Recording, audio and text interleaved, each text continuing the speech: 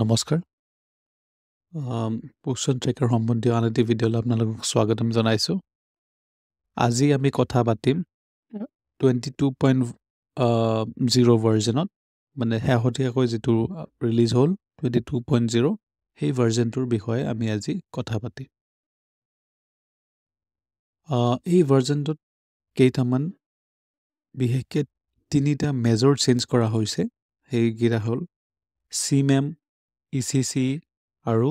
FRS এই তিনিটা module add কৰা হৈছে ইনএক্টিভ লিষ্ট অফ ইনএক্টিভ বেনিফিচিয়াৰীবিলাক যিবিলাক ইনএক্টিভ হ'ব আগলৈ সেই তাৰ লিষ্টখন চাব পৰা হৈছে গ্ৰ'থ চাৰ্টখন ফুল গ্ৰ'থ চাৰ্ট মানে এতিয়া এক্সেছ কৰিব পৰা হৈছে আৰু এটা মেজৰ চেঞ্জ হৈছে কি হাইট এণ্ড ৱেইট টো লিমিট কৰা হৈছে এবাৰলৈকে এতিয়া আমি এটা এটাকৈ আমি ডিটেইলছত আমি সেই বস্তুবোৰ চাম প্ৰথমতে আমি আপোনালোকে লগ ইন কৰিবলৈ হ'লে এনেকুৱা পেজখন পাব তলত ভাৰ্জন দেখি পাব আৰু আমি যেনেকৈ আগৰ ভিডিঅ'টো কৈছোঁ যে এনেকুৱা যদি আপোনালোকক আহিছে আৰু আগত যদি আপোনালোকে এমপিন ৰিছেট কৰা নাই প্ৰথমতে এমপিন ৰিছেট কৰি ল'ব আৰু যদি কৰিছে তাৰপিছত লগ ইনত ক্লিক কৰিব এই লগ ইনত যেতিয়া আপোনালোকে ক্লিক কৰিব এনেকুৱা এখন স্ক্ৰীন দেখিব য'ত নেকি আপোনালোকে নিজৰ মোবাইল নম্বৰ আৰু পাছৱৰ্ড মানে এমপিনটো আপোনালোকে ইয়াত দিব লাগিব দি ইয়াতে চাইন ইন যেতিয়া চাইন ইন কৰে আপোনালোকে ৰিমেম্বাৰ মিত ক্লিক কৰি থ'ব তেতিয়া কি হ'ব নেক্সট টাইম আপোনালোকে আৰু মোবাইল নম্বৰ টাইপ কৰি থাকিব নালাগে কেৱল পাছৱৰ্ডটো দিলে হৈ যাব তেনেকুৱাকৈ আপোনালোকে লগ ইন কৰিব পাৰিব তাৰপিছত চাইন ইন কৰিলে আপোনালোকে নিজৰ ডেছবৰ্ডখন দেখাব মানে একাউণ্টটো লগ ইন হৈ যাব লগ ইন কৰাৰ পাছত আপোনালোকে প্ৰথমতে যিটো আমি কথা পাতিম সেইটো হৈছে যিটো CMEM মডিউল CMEM যিটো মডিউল আছে সেই মডিউলটো ক'ত পাব আপোনালোকে যিটো আগতে ৰেফাৰেল ৰেজিষ্টাৰ আছিলে সেই চিমিলাৰ টু ৰেফাৰেল ৰেজিষ্টাৰ মানে ৰেফাৰেল ৰেজিষ্টাৰ আগতে যেনেকুৱা ব্যৱহাৰ হৈছিলে যেতিয়া এটা শিশু আপোনালোকে চেম নাইবা চিভিয়াৰলি আণ্ডাৰৱে যেতিয়া পায় তেতিয়া কি কৰা হয় সেই শিশুটো NRC লৈ ৰেফাৰ কৰিব পৰা ব্যৱস্থা আছিলে আগতে কিন্তু এতিয়া ঠিক তেনেকুৱাই কিন্তু এতিয়া কি হৈছে এটা এক্সট্ৰা ষ্টেপ আপোনালোকক আগত এড কৰা হৈছে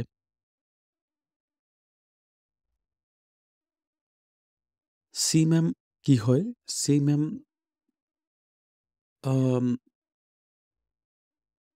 যেতিয়া মানে আপোনালোকে শিশু এটা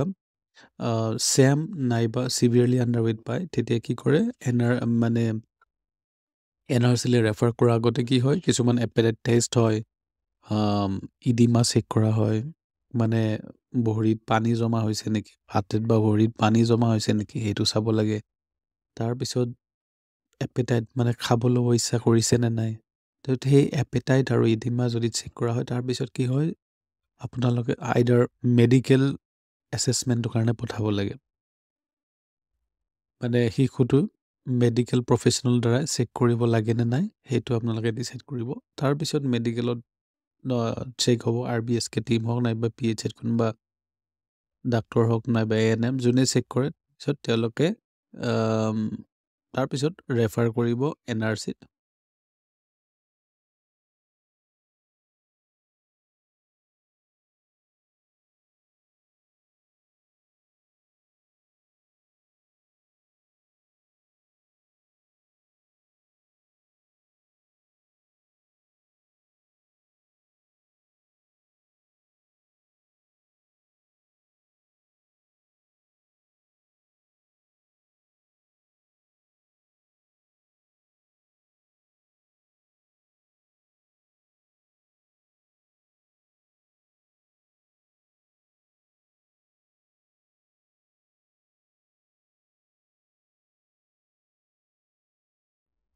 মেডিকেল এছেছমেণ্ট হোৱাৰ পিছত যিটো মেডিকেল SSC থাকে যোনে মেডিকেল এছেছমেণ্ট কৰে তেওঁলোকে ডিচাইড কৰে তেওঁলোকে সেই মানে এইটো ঠিক কৰে যে এই শিশুটি NRC-লে যাব লাগে নে নালাগে। যদিহে বা হেল্থ কেয়াৰ মানে ফেচিলিটিলৈ যাব লাগে নে নালাগে, তেতিয়া আপোনালোকে গম পাব যে তেওঁলোকে NRC-লে ৰেফাৰ কৰিছে। তেতিয়া আপোনালোকে সেই অনুপাতে ইয়াত মাৰ্ক কৰিব আৰু নাইবা তেওঁলোকে ক'ব পাৰে যে এইটো NRC-লে নিব নালাগে, কমিউনিটিত ঠিক হ'ব। সেই যিটো কমিউনিটি ঠিক হ'ব মানে CMAM, community management of acute malnourished, মানে যিবোৰ পুষ্টিহীনতাত ভোগা শিশু, চ' তেওঁলোকক কেনেকৈ ট্ৰিট কৰা হয়, আইদাৰ NRC-লে পঠাব নাইবা আপোনালোকে কমিউনিটিতে মানে সমাজত থাকি তেওঁলোকক ঠিক কৰা হ'ব,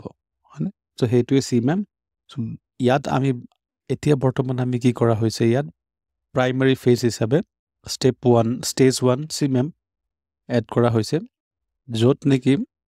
শিশুটিৰ প্ৰথমতে এপেটাইট টেষ্ট চেক কৰিব, এপেটাইট টেষ্ট কৰা হ'ব আৰু তাৰপিছত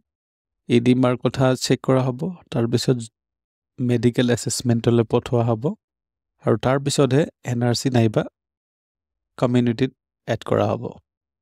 চ' সেই বস্তুখিনি ইয়াত এড কৰা হৈছে। গতিকে ইয়াত যদি মই ফৰ এক্সাম্পল আমি চাওঁ, যিকোনো এটা শিশু যদি আপোনালোকে চাই, ইয়াত ৰেড আছে মানে চেম। মন কৰিব যে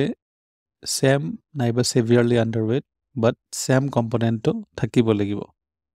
চ' ইয়াত already refer to health care centre, মানে ইয়াত অলৰেডি এছেছমেণ্টটো হৈ গৈছে। মই এটা এনেকুৱা কেছ চাওঁ য'ত নেকি এছেছমেণ্ট হোৱাই নাই।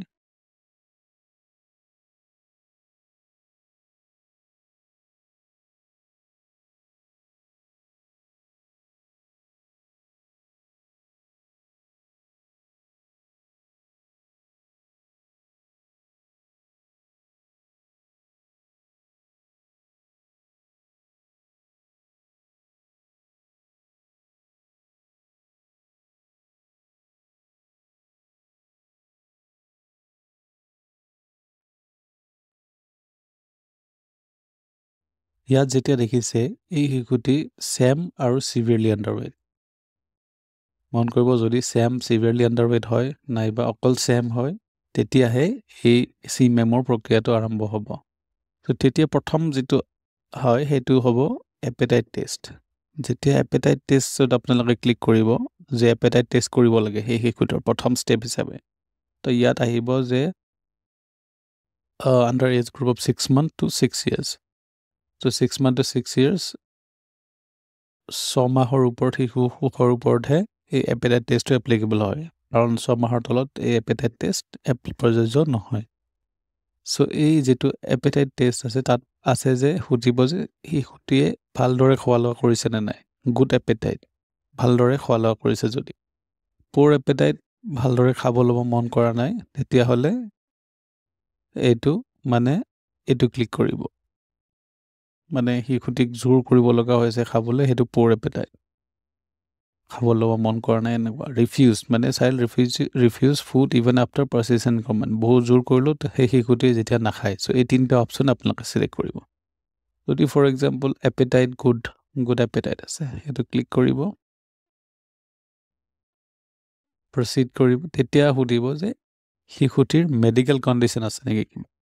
কিবা বেমাৰ আজাৰ, কিবা হেল্থ ইছ্যুজ আছে নেকি তেওঁলোকে, বা ফিজিকেল বা মেণ্টেল কিবা ইছ্যু আছে নেকি। চ' সেইটো তেওঁলোকে আপোনালোকে গাৰ্জেনৰ পৰা জানিব লাগিব। শিশুটোৰ পিছত ইয়াত য়েছ, যদি তেনেকুৱা কণ্ডিশ্যন আছে য়েছ দিব, নাই যদি নো দিব, আৰু যদি তেনেকুৱা বিশেষভাৱে গম পোৱা নাযায় তেতিয়াহ'লে নট নন দিব। ছাপ'জ মই ইয়াত য়েছ দিলোঁ, তাৰপিছত ইডিমা আছে নেকি সুধিব যে does this child have oedema মানে কেনেকৈ চেক কৰা যায়। ইয়াত তলত যদি আপোনালোকে ক্লিক কৰে ইয়াত দেখুৱাই দিয়া হ'ব। এই বস্তু আটাইবোৰ টেক্সট আমাৰ লাহেকৈ ট্ৰান্সলেট হৈ আহিব অসমীয়াত। চ' তেতিয়া আপোনালোকে অসমীয়াতো দেখিব পাৰিব। ইয়াত লিখা আছে যে কেনেকৈ ইডিমা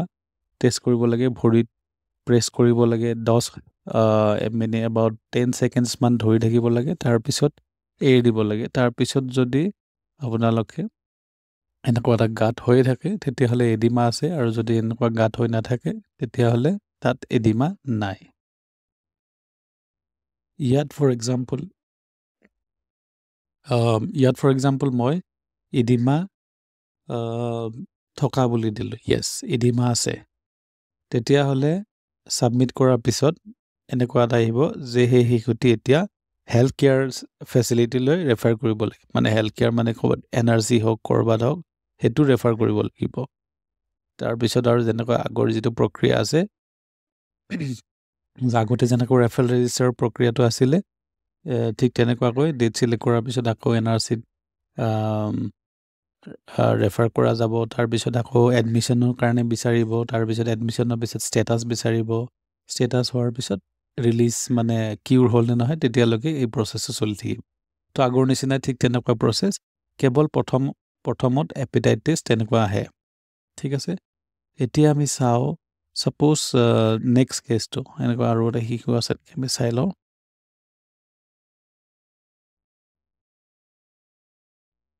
তাৰপিছত আমি আৰু এটা কেছ চাওঁ ইয়াত যেনেকৈ ছেম আৰু চিভিল আণ্ডাৰৱেত আমি যেতিয়া প্ৰথম এপিটাইট টেষ্ট গুচি যাওঁ ছাপ'জ শিশুটি গুড এপিটাইট আছে মানে এপিটাইট ঠিকে আছে বা প'ৰ আপোনালোকে প'ৰো দিব পাৰে ডিফিউজ দিব পাৰে তাৰপিছত চাব পাৰে প্ৰচিড দিব ছাপ'জ মেডিকেল কণ্ডিশ্যন নাই ইডিমাও নাই এডিমাও ফৰ এক্সাম্পল নাই তাৰপিছত যেতিয়া ছাবমিট কৰিম তেতিয়া কি আহিব ইয়াত কণ্টিনিউ উইথ SNP মানে এইটো কমিউনিটিতে থাকিব ঠিক আছে মানে এইটো NRCলৈ যাব নালাগে সেইটো SNPতে থাকিব ঠিক আছে এইটো এটা কেছ এইটো আমি এটা বেক টু প্ৰফাইল যাওঁ তাৰপিছত আহিব কি আকৌ আপোনালোকে এপিটাইট টেষ্টে আহিব যেতিয়ালৈকে আপোনালোকে ইয়াত ছেমটো মানে আঁতৰি নাযায় তেতিয়ালৈকে এই কেছটো আহি থাকিব আকৌ ষ্টাৰ্টৰ পৰা আহিব ছাপ'জ ফৰ এক্সাম্পল এতিয়া আপোনালোকে দিলে পুৱাৰ এপিটাইট ফৰ এক্সাম্পল পুৱাৰ এপিটাইট দিলে তেতিয়াহ'লে refer to health care centre পুৰ হওক বা আপোনালোকে যদি হেৰি কৰে পুৰ হওক লাগিলে আৰু ৰিফিউজ যিটো দিয়ে দুটা অপশ্যনতে আপোনালোকৰ এনেকুৱাকৈ হেল্থ কেয়াৰ চেণ্টাৰলৈ আহিব এই দুটা কণ্ডিশ্যন আছে আৰু এটা কণ্ডিশ্যন আছে য'ত নেকি মেডিকেল এছেছমেণ্টৰ কাৰণে পঠায় আমি সেইটোও চাম কেতিয়া আহে আমি এটা বেলেগ প্ৰফাইল এটা চাই লৈছোঁ ইয়াত যেনেকুৱা আমাৰ এপেটাইটিছ আছে আমি এপেটাইটিছত ক্লিক কৰিলোঁ তাৰপিছত গুড এপেটাইট তাৰপিছত আমি কৰিলোঁ প্ৰচিড ছাপ'জ মেডিকেল কণ্ডিশ্যন আপোনালোকে গম নাপায় নট নন আৰু ইডিমা আছে বুলি দিয়ে বা ইডিমা নাই বুলি দি দিলে তেতিয়া ছাবমিট কৰিলে তেতিয়া কি আহিব ৰেফাৰ ফৰ মেডিকেল এছেছমেণ্ট মানে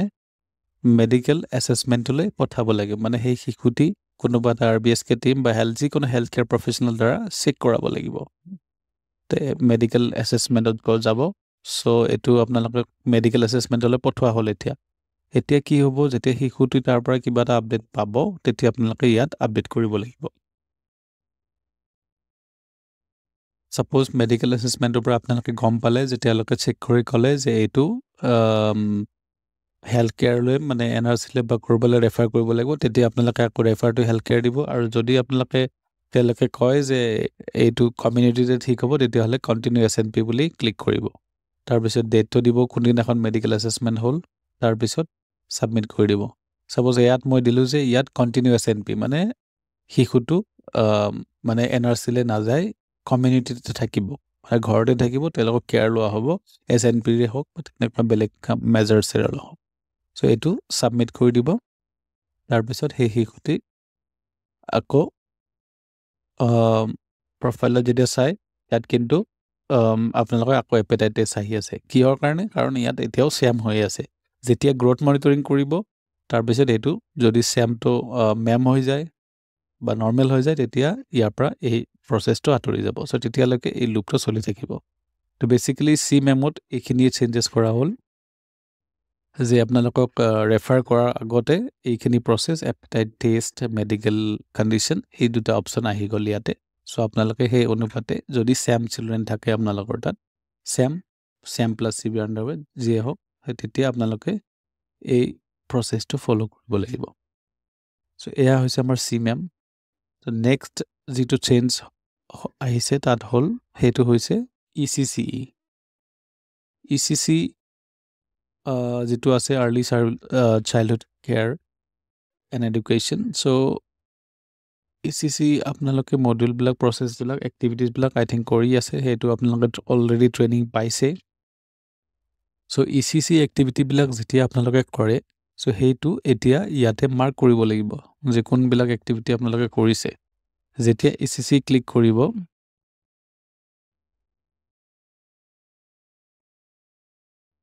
তেতিয়া আপোনালোকে ECC লাৰ্ণিং আহিলে তলত ECC লাৰ্ণিং দেখা পাব চ' ইয়াত তলত দেখিব মান্থটো তাৰ তলত দেখিব যে কিমান দিন এক্টিভিটি ECC এক্টিভিটি কমপ্লিট কৰিছে এতিয়া মোৰ ইয়াতে 6 দিন আহিছে মানে 6 দিন নৱেম্বৰত মই 6 দিন ECC এক্টিভিটি মাৰ্ক কৰিছোঁ চ' এইটো তেনেকুৱা ধৰণৰ আপোনালোকে ইয়াতো আহিব চ' এদিনৰ এক্টিভিটি ছাপ'জ মই আজি ECC এক্টিভিটি কৰিম তেতিয়াহ'লে ষ্টাৰ্ট ক্লিক কৰিম ইয়াতে এটা ভইচ নোট থাকিব नमस्ते आदाब सत श्री अकाल आइए हम आधारशिला में बताई गई शनिवार की योजना के बारे में समझें शनिवार মানে এইটো যিটো ডে ৱাইজ তেওঁলোকৰ অলৰেডি প্ৰিচেট কিছুমান এক্টিভিটি থাকে চ' সেই বিষয়ে ইয়াত জনোৱা হ'ব চ' সেইটো আপোনালোকে ইয়াত শুনিব পাৰে ইয়াত বেচিকেলি হিন্দীতে আছে গোটেই মেটেৰিয়েলবিলাক প্ৰথমতে কাৰণ এইটো নেশ্যনেল লেভেলৰ পৰা হিন্দীতে দিছে এইটো খুব সোনকালে ইংলিছ আৰু ৰিজনেল লেংগুৱেজতো পাই যাব মানে অসমীয়াতো পাই যাব নেক্সট আমি ক্লিক কৰিম তাৰপিছত মিনিমাম 2টা এক্টিভিটি কমপ্লিট কৰিব লাগিব ঠিক আছে প্ৰথম মিনিমাম চ' ইয়াত যিটো আজিৰ ডেটত শনিবাৰত মানে এইকেইটা এক্টিভিটি আপোনালোকৰ কৰিব পাৰিব চ' ইয়াত আছে তেনেকুৱা কিছুমান নাম্বাৰ দি আছে মডিউল নাম্বাৰ যে ECCৰ ইমান নাম্বাৰ মডিউল চ' তেনেকুৱাকৈ ইয়াত অসমীয়াতে আছে হিন্দীত আছে চ' ইয়াত আপোনালোকে প্ৰথমতে ছাপ'জ এইটো মই কৰিব বিচাৰিছোঁ এইটো ক্লিক কৰিলোঁ ষ্টাৰ্ট তো ইয়াত কিছুমান আপোনালোকে ইয়াৰ পৰা দেখা পাব যে এইটো ডেইলি আধাৰশিলা ব্লগ হয় সম্পূৰ্ণ বিকাশ চেলো গীত কাহানী শুনে চ' এইটো ডেভেলপমেণ্ট ডমেইনৰ হয় তাৰপিছত ইয়াত ৰিলেটেড ভিডিঅ' এটা থাকিব চ' এইটো প্লে কৰিলে ভিডিঅ'টো প্লে হৈ যাব 20 মিনিটৰ ভিডিঅ' আছে पन्ना पलटना पढ़ने की दिशा आने जाने लगे तब उनकी चित्रों वाली कहानियों की किताब की এই ভিডিঅ'টো আপোনালোকে 2 মিনিটৰ ভিডিঅ' আছে চ' এই 2 মিনিটৰ ভিডিঅ'টো আপোনালোকে মানে ভিডিঅ'টো 2 মিনিট বাট এক্টিভিটিটো আপোনালোকৰ 20 মিনিটমান লাগিব এক্টিভিটিটো কৰোঁতে ইয়াত এনেকুৱা টাইমাৰটো দিয়া আছে চ' এইটো আপোনালোকে ইয়াত চাব পাৰে ভিডিঅ'টো চাই আপোনালোকে বুজিলে যে কি কৰিব লাগে তাৰপিছত সেই এক্টিভিটিটো কৰিলে আপোনালোকে লগতে এটা তলত PDF দি আছে ডকুমেণ্ট চ' ইয়াত যদি আপোনালোকে ভিডিঅ'টোত ক্লিক কৰে ডাউনলোড হৈ যাব এখন ডকুমেণ্ট চ' সেই ডাউনলোড হোৱাৰ পিছত আপোনালোকে সেইটোও খুলি চাব পাৰে তাৰপিছত যদি আপোনালোকৰ এক্টিভিটিটো হৈ গ'ল তেতিয়াহ'লে এক্টিভিটি কমপ্লিটেডত ক্লিক কৰিব ক্লিক কৰাৰ পিছত আপোনালোকে ইয়াত ছাবমিট কৰিব পাৰিব ইয়াত মোৰ সময় হোৱা নাই সেইকাৰণে ইয়াত অহা নাই যেতিয়া আপোনালোকে অলপ ইয়াত যেনেকুৱা এষ্টিমেটেড 20 মিনিটমান সময় আহিছে চ' তেতিয়া আপোনালোকে যেতিয়া এক্টিভিটিটো কৰিব তাৰপিছত ইয়াত ক্লিক কৰিব এক্টিভিটি কমপ্লিট তাৰপিছত তলত ছাবমিট আহি যাব ছাবমিট নেক্সট ক্লিক কৰি দিব তাৰপিছত হৈ যাব ঠিক আছে ECCত এইখিনি আছিলে ECC এনেকৈ আপোনালোকে কমপ্লিট হ'ব যেতিয়া আমি আজিৰ 2টা এক্টিভিটি মাৰ্ক কৰিলোঁ তেতিয়াহ'লে 7 দিন কমপ্লিট হ'ব আগতে 6 দিন আছিলে এতিয়া 7 দিন মানে এদিনৰ ECC কমপ্লিট হৈ গ'ল এনেকুৱাকৈ আপোনালোকৰ তাত আহি যাব চ' এইটোৱে বেচিকেলি আছিলে ECC মডিউল নেক্সট কিছুমান সৰু আৰু চেঞ্জেছ কৰা হ'ল সেইটো মই কৈছোঁ এইটো আপোনালোকৰ সুবিধাৰ্থে এটা মানে আপোনালোকৰ ছেকশ্যন অনা হ'ল যে আপকামিং বেনিফিচিয়াৰী চেঞ্জেছ মানে এই মাহটোত মানে আগন্তুক কিছু দিনবোৰত কোনবোৰ বেনিফিচিয়াৰী ইনএক্টিভ হ'ব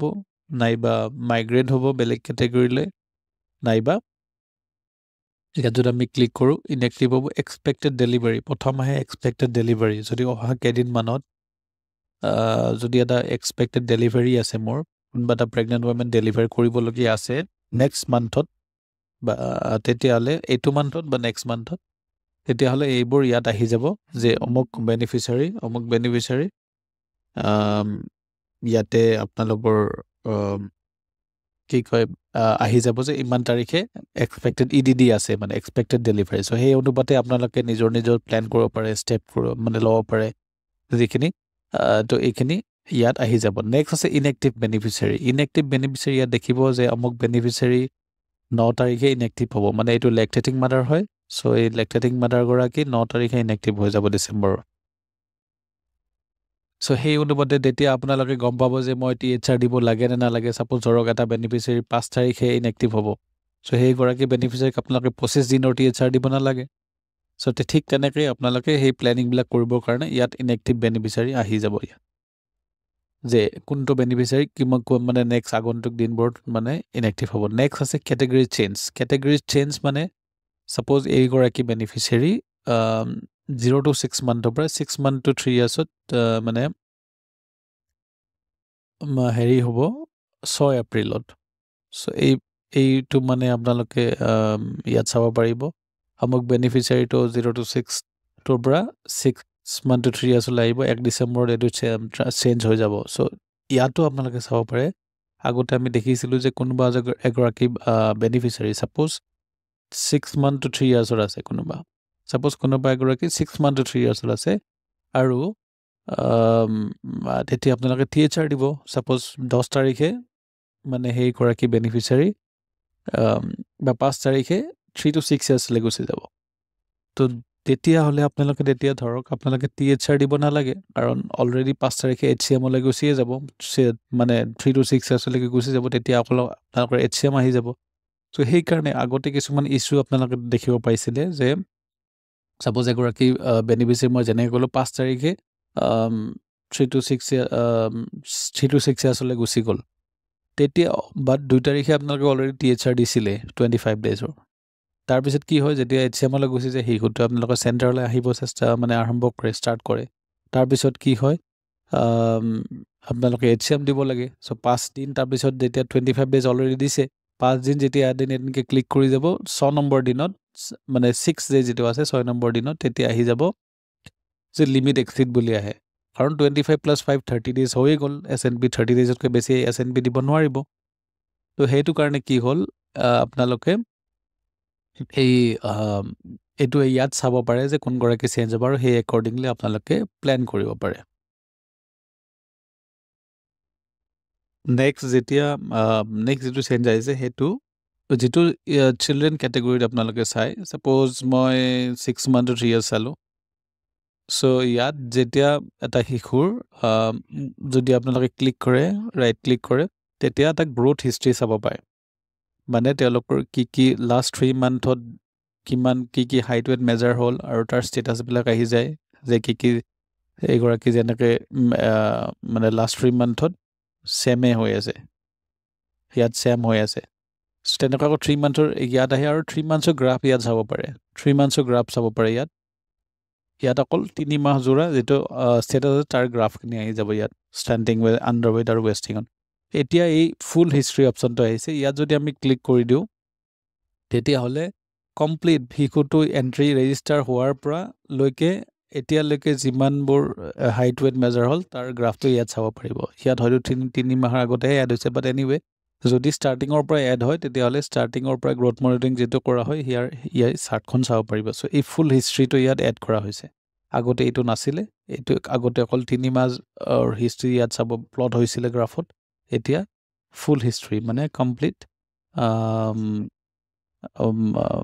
তেওঁলোকৰ গ্ৰ'থ হিষ্ট্ৰীটো ইয়াত প্লট হৈ যাব চ' এইটো আছিলে excess of full growth chart next যিটো চেঞ্জ হয় সেইটো হৈছে এইটো আপোনালোকে মন কৰিব যে এতিয়াৰ পৰা হাইট ৱেট কেৱল এবাৰহে ভৰাব পাৰিব মাহত হাইট ৱেট শিশু এটাৰ এবাৰ ভৰাব পাৰিব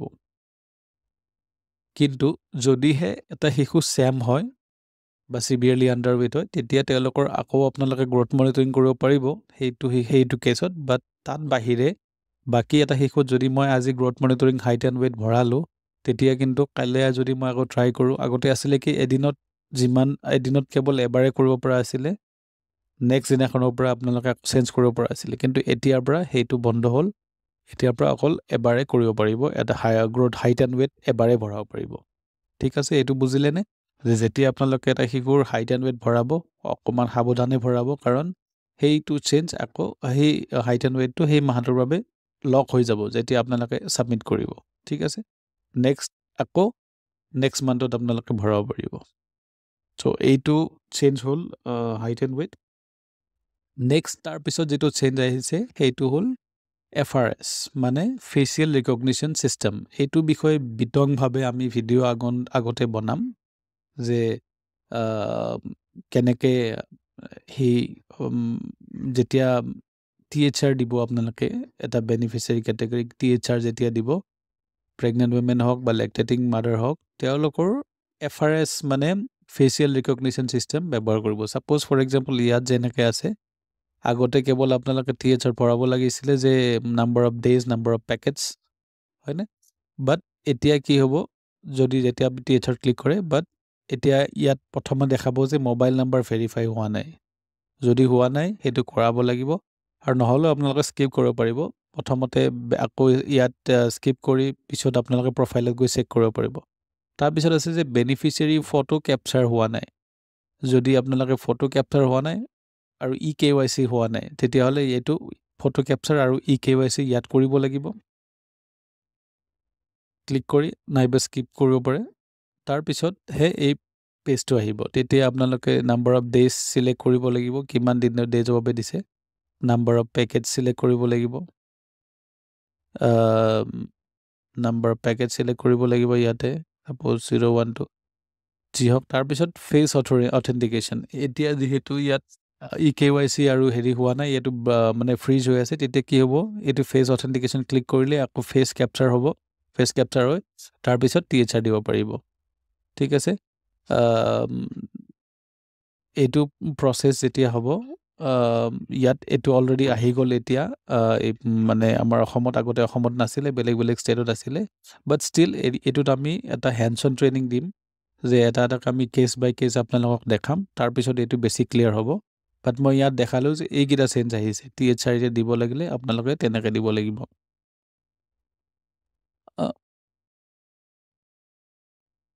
এতিয়া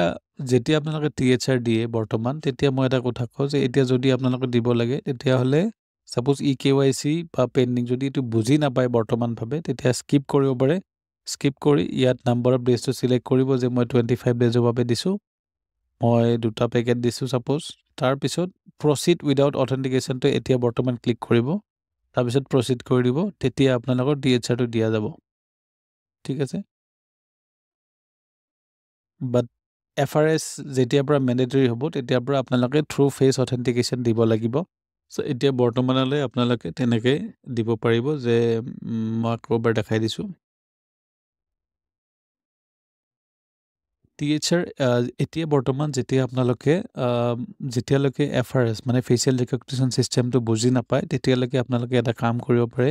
এতিয়া যেতিয়া THR দিব তেতিয়া THR ক্লিক কৰিব mobile number is not verified skip কৰি দিব গোটেইকেইটা স্কিপ আপোনালোকে স্কিপ কৰি গৈ থাকিব স্কিপ কৰি যাব ঠিক আছে এতিয়া ছাপ'জ মই 25 দিনৰ কাৰণে THR দিম তাৰপিছত নাম্বাৰ অফ ডেজ মই চিলেক্ট কৰিলোঁ তাৰপিছত প্ৰচিড উইদাউট অথেণ্টিকেশ্যন এই তলৰ অপশ্যনটো চিলেক্ট কৰিব তাৰপিছত প্ৰচিড কৰিব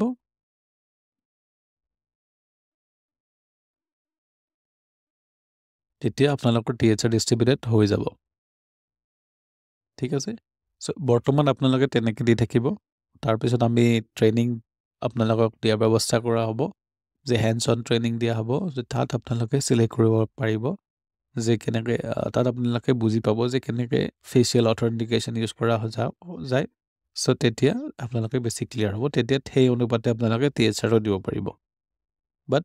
এই অপশ্যনটো এতিয়া ইয়াত লাইভ হৈছে আমাৰ অসমৰ বাবে আগতে নাছিলে বাট এতিয়াও আমাৰ কাৰণেও এইটো লাইভ হৈছে চ' এইখিনি চেঞ্জেছ আছিলে এই 6টা চেঞ্জ আছিলে আমি বেচিকেলি আমি কথা পাতিলোঁ আৰু ইয়াত আপোনালোকে নিশ্চয় মই অকণমান আভাস দিবলৈ চেষ্টা কৰিলোঁ সেইটো আপোনালোকে নিশ্চয় বুজি পালে অকণমান হ'লেও চ' এতিয়া আপোনালোকে সেই অনুপাতে ব্যৱহাৰ কৰি যাওক আৰু যদি কিবা ডাউট থাকে আমালৈ আপোনালোকে মানে আপোনালোকৰ ছুপাৰভাইজাৰসকলক সুধিব পাৰে বা তেওঁলোকে আপোনাক গাইড কৰিব আৰু ইছ্যুবিলাক আমি ৰিজল্ভ কৰাই দিম আৰু যদি কিবা ক্লেৰিফিকেশ্যন থাকে ফাৰ্ডাৰ আমি চেষ্টা কৰিম থ্ৰু প্ৰপাৰ চেনেল আমি সেইবোৰ ৰিজল্ভ কৰাবৰ কাৰণে আজিলৈ এইখিনি আছিলে ধন্যবাদ